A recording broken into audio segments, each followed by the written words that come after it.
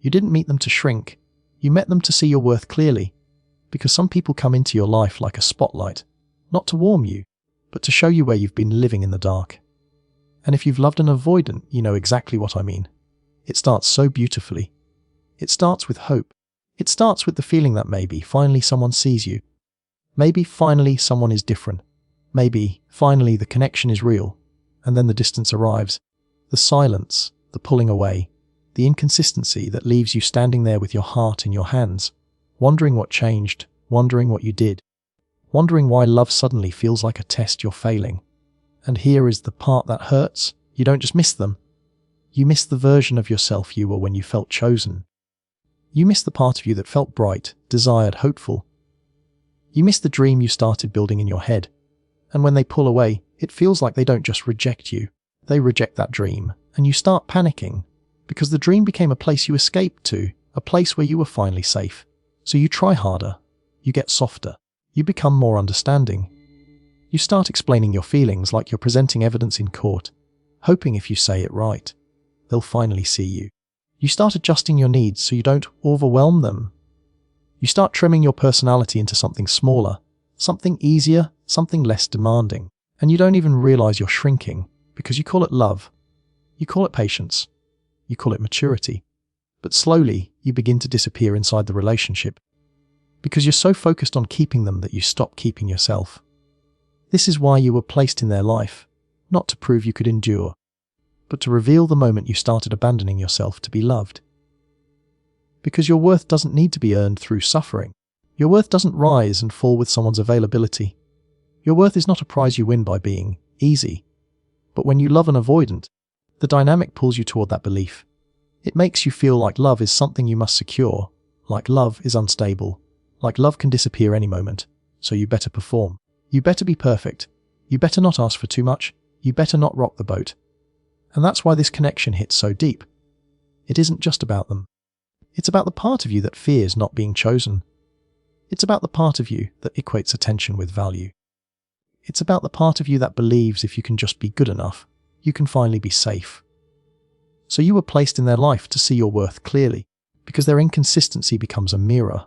It shows you where you accept less than you deserve. It shows you where you over, give and under, receive.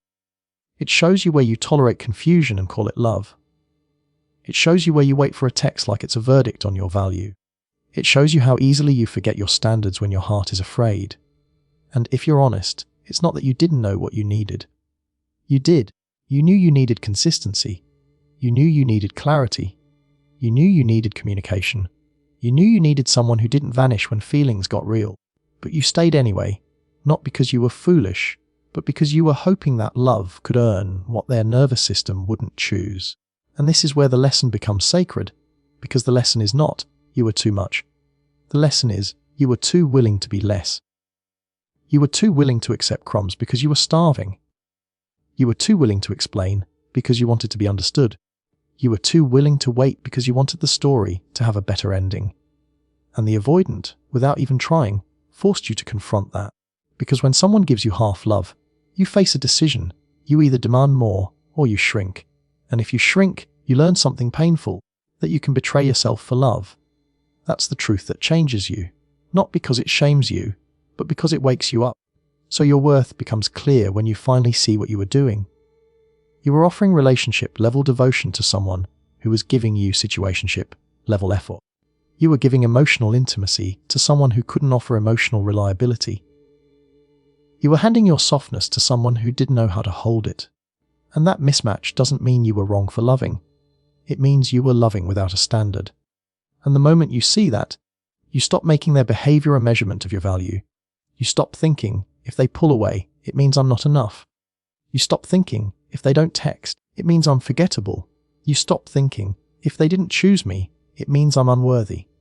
Because you finally understand something, their avoidance is about their capacity, not your worth.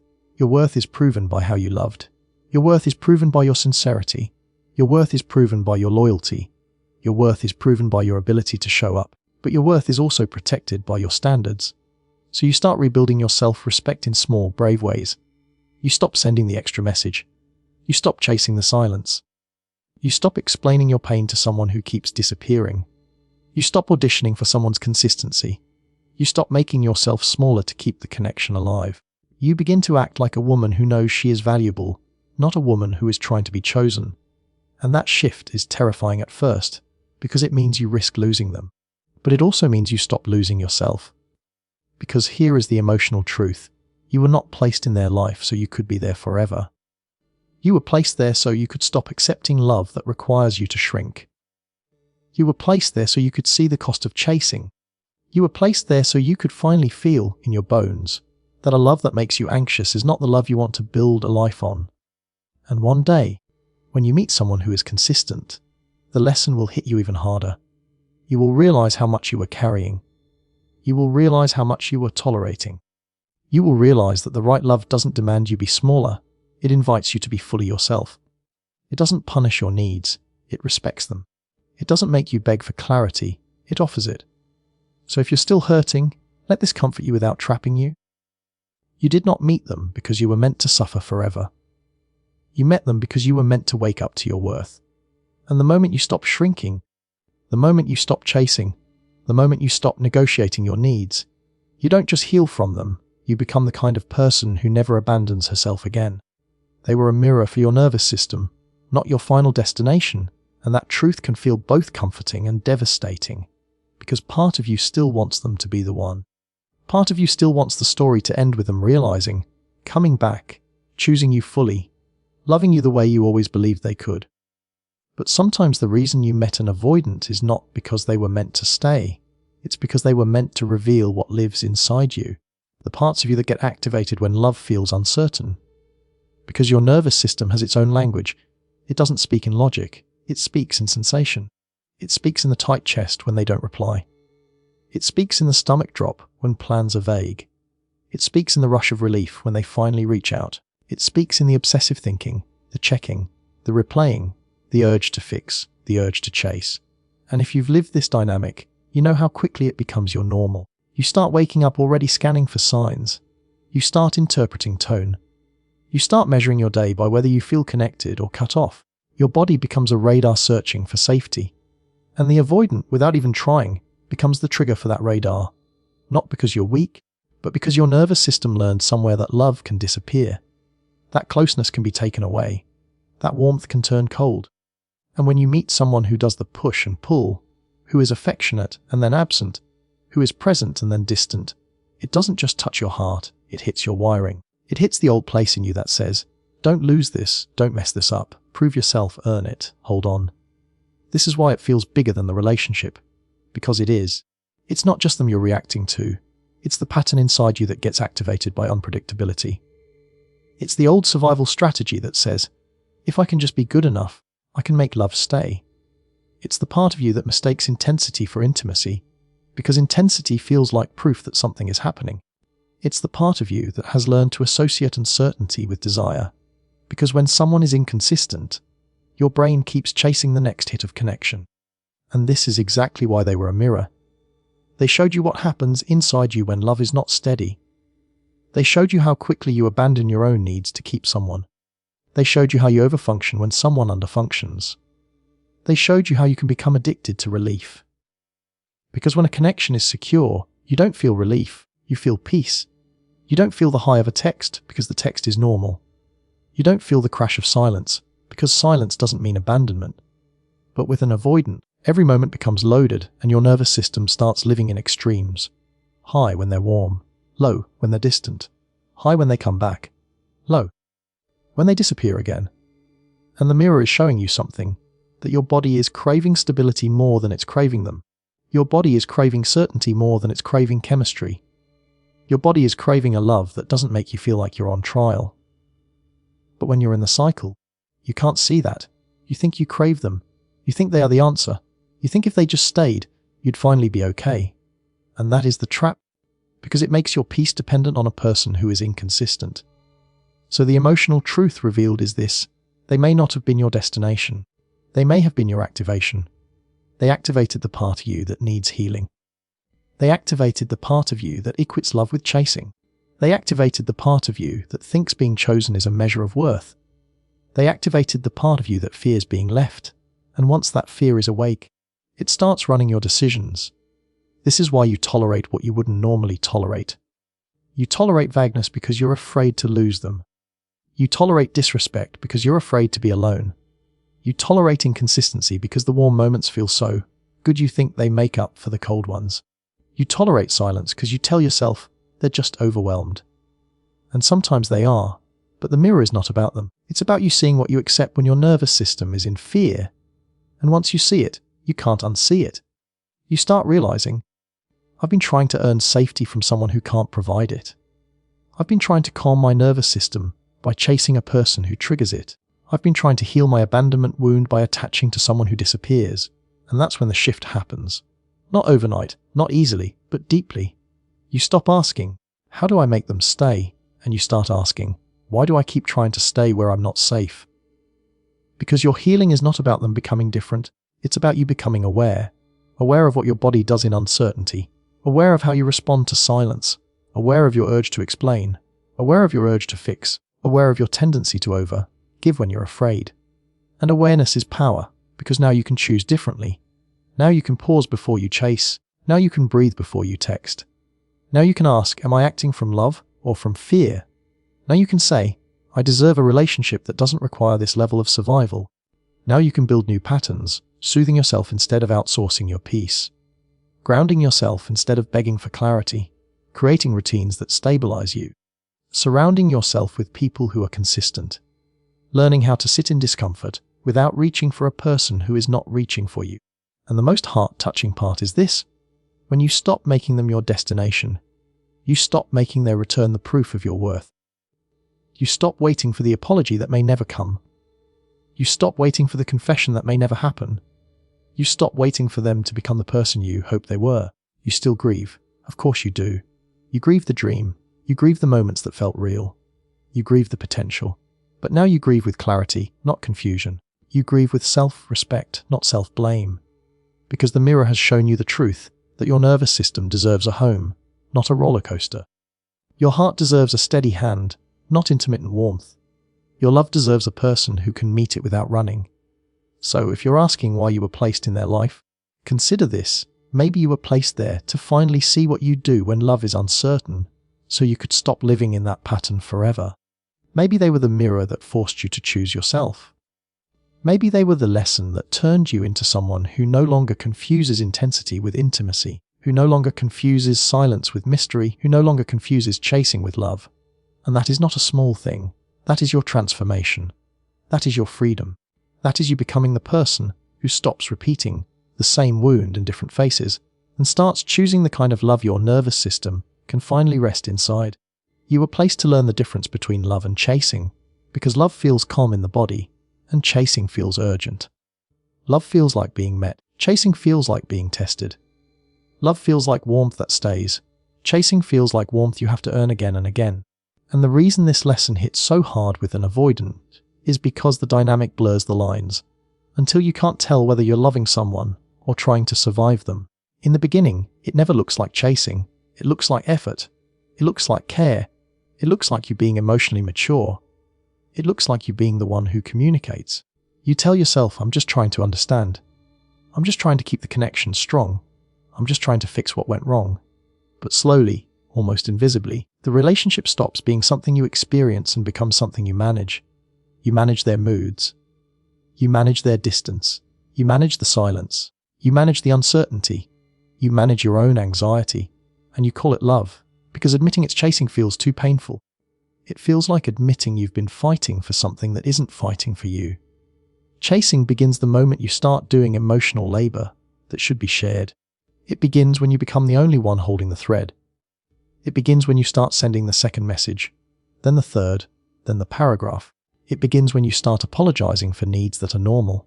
It begins when you start shrinking your feelings so you don't overwhelm them. It begins when you start accepting crumbs as progress, because you're afraid that asking for more will make them disappear. And the avoidant dynamic trains you into this, because their distance creates a hunger in you. When someone is warm and then cold, your mind doesn't relax, your mind searches. Your mind tries to solve them. Your mind tries to figure out the code. What did I say? What did I do? What changed? How do I get back to the warmth? And in that search, you mistake anxiety for attachment. You mistake longing for love. You mistake intensity for intimacy. But love, real love, doesn't make you feel like you're constantly trying to get back to the beginning. Love does not require you to convince someone to show up. Love does not require you to audition for consistency. Love does not require you to tolerate confusion to keep connection. Love does not disappear every time it gets real. Chasing does. Chasing makes you feel like you're in a race you didn't sign up for, always trying to be lighter, easier, calmer, more perfect, so they don't pull away. Chasing makes you watch your words, watch your tone, watch your timing. Like one wrong move will cost you love. Chasing makes you feel like your needs are dangerous. Chasing makes you feel ashamed for wanting what should be normal. And this is why you were placed in this experience. Because you needed to see the moment yourself, respect became negotiable. You needed to see how quickly you can abandon your own standards when you're afraid of losing someone. You needed to see how you can call it patience when it's actually self-erasure. You needed to see that your heart has been trained to work for love instead of receive it. Because this is not just about them. This is about the belief you carry that love must be earned. That belief might not be something you chose consciously, it might be something you learned. Learned from inconsistent affection. Learned from love that came with conditions. Learned from needing to be good, quiet, helpful, impressive, to feel safe. So when you meet an avoidant, the old belief wakes up and your nervous system says, okay, here we go again, earn it. And you try. You try so hard, you give so much. You overgive, you over-explain, you over-accommodate, you forgive too quickly. You accept too little, you hope too much. And you tell yourself you're being loving, but your body feels exhausted, because chasing is not love, chasing is fear in motion. So how do you tell the difference? Here's the clearest question. Does this relationship make you feel more like yourself or less like yourself? Love expands you. Love brings out your confidence, your softness, your joy, your calm. Love makes you feel safe to be honest. Love makes you feel safe to be imperfect. Love makes you feel like you don't have to perform to be held. Chasing makes you feel like you're on edge. It makes you feel like you're waiting for the next withdrawal. It makes you feel like you're constantly adjusting. It makes you feel like you're trying to predict someone else's emotions so you can prevent abandonment. It makes you feel like your peace is in their hands, and the lesson is not to become cold. The lesson is to become conscious. Conscious of the moment you want to send the paragraph. Conscious of the moment you want to prove your worth. Conscious of the moment you want to accept vagueness because you're scared. Conscious of the moment you want to trade dignity for reassurance. Because the most powerful thing you can do is pause and ask, am I acting from love or from fear? Am I choosing connection or am I chasing relief? Am I expressing a need or am I begging to be chosen? Am I staying because this is healthy or am I staying because I'm addicted to the highs? And once you see that, you can choose differently. You can stop chasing silence. You can stop rewarding inconsistency. You can stop giving full access to someone who hasn't shown consistency. You can stop building fantasies around potential. You can start choosing what your nervous system can actually rest inside. Because here is the emotional truth that sets you free. Love that is meant for you will not require you to betray yourself. It will not require you to become smaller. It will not require you to be in constant uncertainty. It will not require you to chase the feeling of being chosen. So maybe you were placed in an avoidance life to finally recognize chasing, not as a romantic struggle, but as a sign that something is missing. Maybe you were placed there so you could stop confusing anxiety with love. Maybe you were placed there so you could learn that the right love is not the one you fight the hardest for. It's the one that meets you, holds you, and stays. And when you finally stop chasing, you don't just lose the relationship, you lose the illusion that you have to earn love through pain. You return to yourself. You return to your standards. You return to a quiet dignity that says, I will not beg for what should be freely given. And that is the moment you stop being someone who chases love and become someone who chooses it. You were meant to reclaim boundaries, self-respect, and emotional safety, because the real tragedy of loving an avoidant is not that they leave, it's that you start leaving yourself long before they do. It happens quietly. It happens in the little moments where you swallow your truth to keep the peace. It happens in the messages you don't send because you don't want to push them away. It happens in the needs you stop voicing because you're tired of being made to feel like you're asking for too much. It happens in the way you start shaping your entire mood around their availability, like their attention is oxygen, and you're scared to breathe without it. And you don't even realize you're abandoning yourself because you call it love. You call it patience. You call it understanding. You call it giving space. You call it being supportive. But deep down, your body knows the truth. You are not safe. Not safe because they are evil. Not safe because you can't handle relationships. But safe in the most basic sense. You cannot predict emotional presence. And when emotional presence is unpredictable, your nervous system lives on alert. It watches for shifts. It scans for signs. It prepares for abandonment. And that is not love, that is survival. So yes, you were placed in their life to reclaim emotional safety, because emotional safety is the foundation you may have been taught to ignore. Many people grow up believing love is supposed to be hard. Love is supposed to hurt. Love is supposed to be a test of endurance. So when the avoidant dynamic appears, you mistake the struggle for meaning. You think, if it hurts this much, it must be real. If it triggers me this much, it must be deep. If I'm fighting this hard, it must be love. But love is not proven by pain. Love is proven by care. Love is not proven by how long you can tolerate confusion. Love is proven by consistency. Love is not proven by how much you sacrifice. Love is proven by how safe you feel being yourself. And boundaries are what return you to that truth. Because boundaries are not rules for them. They are promises you make to you. Promises like, I will not chase someone who goes silent.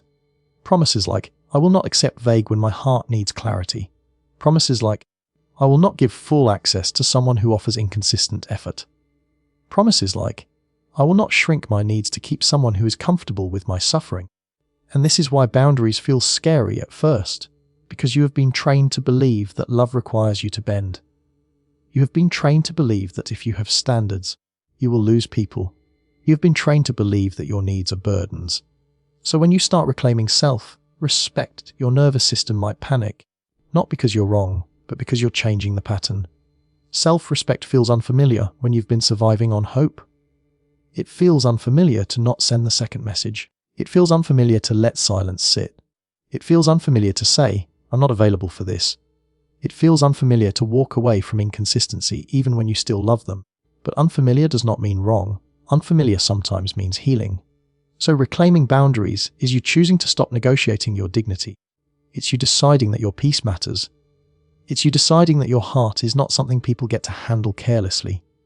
And yes, that will change what happens next, because boundaries remove the comfort avoidance often live on, the comfort of half access. Half access is when they get your warmth without giving you consistency. Half access is when they get your loyalty without giving you clarity. Half access is when they get to come and go and still be welcomed like nothing happened. Half access is when you keep the door open because you're afraid closing it means the love was never real. But the door is not what proves love is real. Behavior proves it. So when you reclaim boundaries, you stop letting emotion override evidence. You stop letting chemistry override character. You stop letting potential override pattern. You begin to require basic relationship standards, communication, consistency, respect, repair. Because emotional safety is not created by grand romantic gestures. Emotional safety is created by the small, repeated experiences of being met, being called when someone says they will call, being considered, being communicated with, being treated with care when conflict happens, being chosen in daylight, not just missed in midnight. And here is where self-respect becomes the most emotional part of all, because self-respect forces you to face what you've been tolerating. It forces you to say, I've been accepting less than I deserve, because I feared losing them more than I feared losing myself. And that sentence can break you open, because you realize you've been loyal to someone else at the expense of being loyal to you. So you start being loyal to you. You start saying no without explaining for hours. You start saying I need clarity without apologizing. You start stepping back when the pattern repeats. You start pacing your heart instead of sprinting into intimacy. You start giving access based on consistency, not emotion. You start creating a life that does not collapse when someone goes quiet. And the greatest sign that you are reclaiming emotional safety is not that you feel nothing. It's that you stop reacting. You stop spiraling. You stop checking. You stop begging. You stop chasing closure from someone who avoids truth. You become steady. You become grounded. You become the person who can say, I care, and I still choose myself. And yes, this may make them step out. It may. Because some people only stay where they can avoid accountability. Some people only stay where your standards are flexible. Some people only stay where your boundaries are suggestions. And if they leave when you set a standard, then what they were attached to was access, not you. But if they step up, if they adjust, if they communicate, if they become consistent, then your boundary did not push love away. It created a structure where love could finally exist. Either way, you win, because you stop living in emotional limbo. You stop living in the role of the chaser.